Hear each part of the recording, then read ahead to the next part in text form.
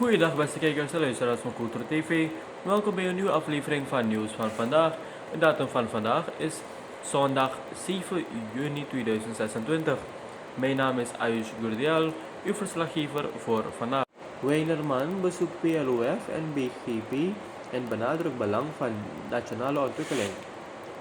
Minister Adeline Weinerman van Financiën en Planning heeft vrijdag werkbezoeken gebracht aan het Directoraat Planning en Ontwikkelingsfinanciering en het Bureau Gemeenschappen Projecten.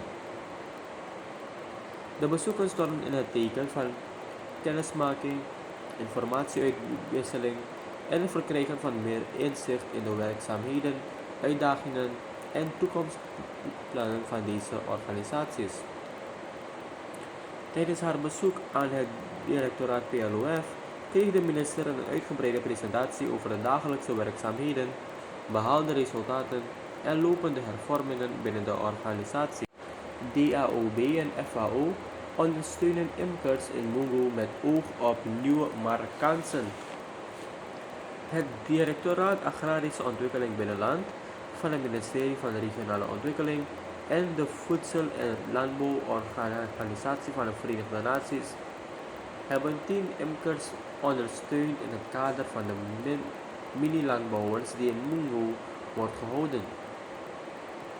Met de ondersteuning willen beide organisaties nieuwe marktkansen creëren voor de imkers en tegelijkertijd de lokale gemeenschap stimuleren om interesse te ontwikkelen voor het imkersvak.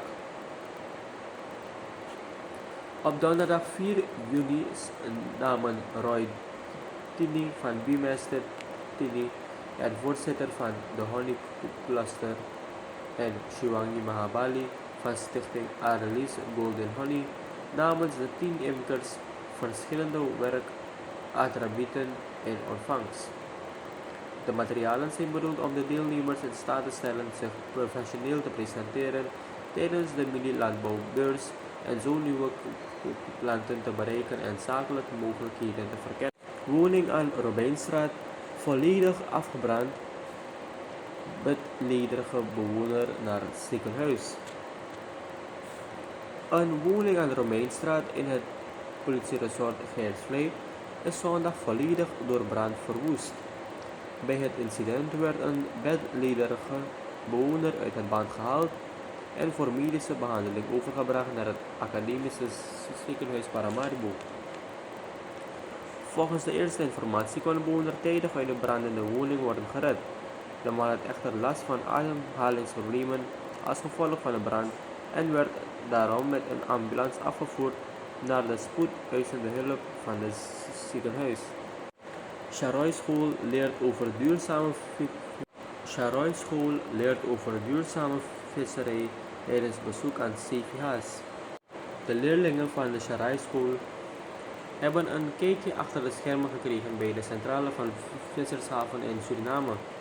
Tijdens het educatief bezoek maakten de scholieren kennis met verschillende onderdelen van de visserijsector, waaronder het repareren van de boten, het laden en lossen van vis, de ijsproductie en de opslag van grote hoeveelheden vis.